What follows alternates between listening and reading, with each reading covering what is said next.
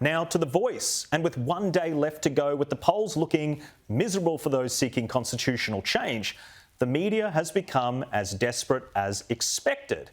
And one of the critical lies that was being spread by the Yes campaign has been completely dismantled by polling.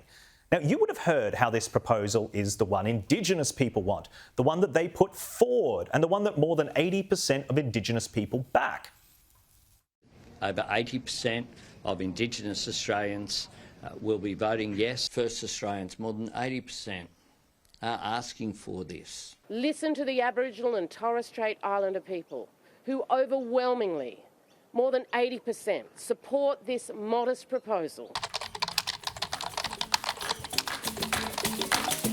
We keep hearing this figure that more than 80% of Indigenous Australians are voting for The Voice. That's what the Prime Minister says. That's what the official Yes campaign pamphlet says that we all got in our letterboxes. So is it true that between 80 and 90% of Indigenous people want this? It sounds hard to believe because for that to be true, Indigenous people would, as a community, have to share a nearly identical viewpoint on the issue. Now, humans are unique and we don't tend to look at things as homogenised racial groups. That would be insane. The polling has been used by the Yes campaign as recently as this week to suggest that Indigenous people are wholly in agreement about this proposal. But it is not true. That polling is several months out of date. And at the time, when about 70% of the average Australian population wanted it, that's when it was done. That was before the gaslighting, the racialised attacks and displays of arrogance by our leaders infected the Yes campaign. It was before they got defensive whenever anyone asked a tough question, and before they failed to give Indigenous communities clarity on how voice panellists would be selected. It is no wonder that this unbelievable figure of 80 to 90% has dropped this week to just 59% support.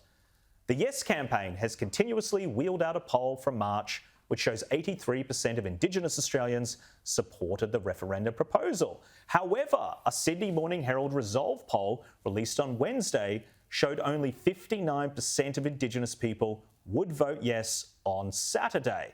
So that's just over half. Talk about being divided nearly straight down the middle. Now, has this fact been reflected in media coverage? Sort of. Well done to The Conversation, a very progressive publication for reporting on this. Michelle Grattan writes, "It's unsurprising there are differing views. Indigenous politics is robust.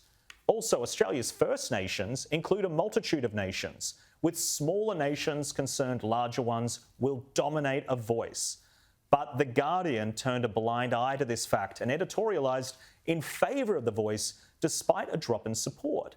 The Guardian view on Australia's Indigenous voice referendum: yes vote is a clear step forward.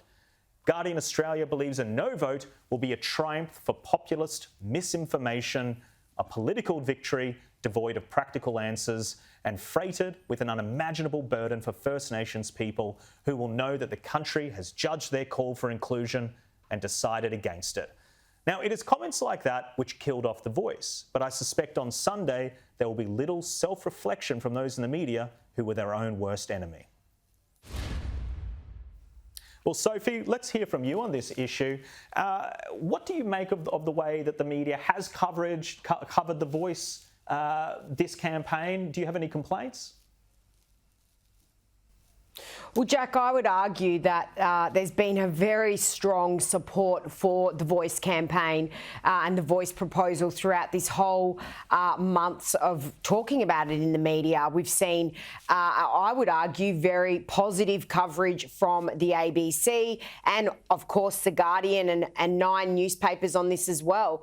But interestingly, today, the papers have come out and editorialised on this, and we've seen their different views on this. And the overwhelming majority is in the News Corp papers that there is not a good enough argument to be voting yes. The Australian have editorialised on this and said it hasn't been explained well enough to the Australian public. It's a flawed model. And just because Australians don't endorse this doesn't mean that they are racist. The Age has also come out and said that, however, in in contrast to this, the Age has come out and said to people, vote yes. It said now is, basically the time to move forward, and they encouraged a vote yes. And we've also had other Metro News Corp papers around the country basically saying the argument is not strong enough and there's not enough of a reason to be voting yes. So really interesting to see the coverage today, Jack. But if the polls are right, this referendum will fail, and it will fail miserably. Yeah, Caleb, picking up on what Sophie was just explaining with how papers are editorialising, it's fascinating. I think this is one of the very clear points in our lives, probably as journalists, where the media is almost completely, for the most part, completely out of step with public opinion. We're getting 60-odd% polls coming back saying people do not want this. It's split down the line with Indigenous voters, as we just discussed.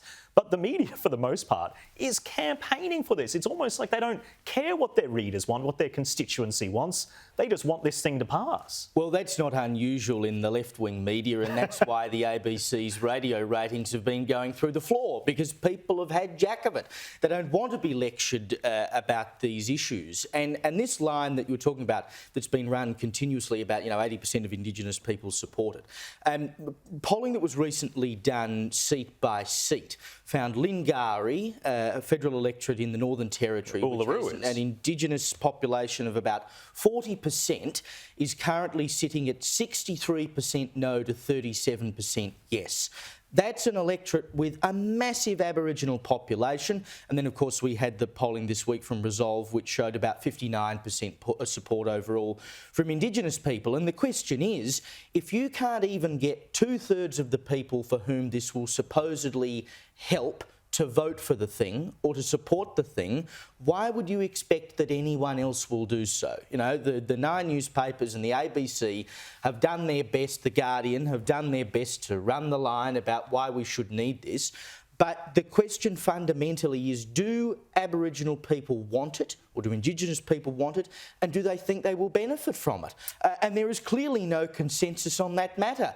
If they have no consensus, then why would anyone else go, oh, well, we're just going to foister it upon you? I mean, isn't that more of the paternalism that we're trying to get away from? Yeah, it's interesting you mentioned Lingari, because the Prime Minister had a very awkward interview in front of Uluru where Kieran Gilbert asked him, well, this area is going to vote against it.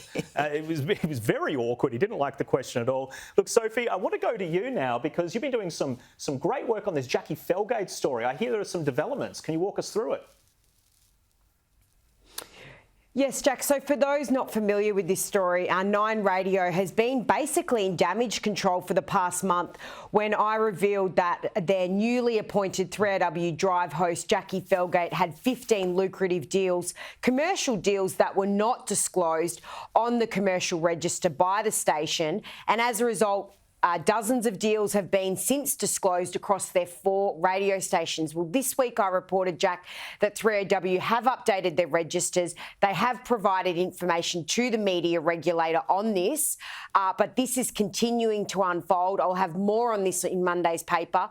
And just in recent days, Jackie Felgate has been on social media promoting the various deals that she spruiks and gets kickbacks for. She's been spruiking Melbourne Airport and various other deals. So it looks like her deals will continue on. She's got to work out, I guess, if she's a broadcaster, a serious broadcaster, or if she's going to continue to spruik these deals. But she is now going on air disclosing that she has these deals, which should have been happening when she started filling in as a broadcaster in June last year.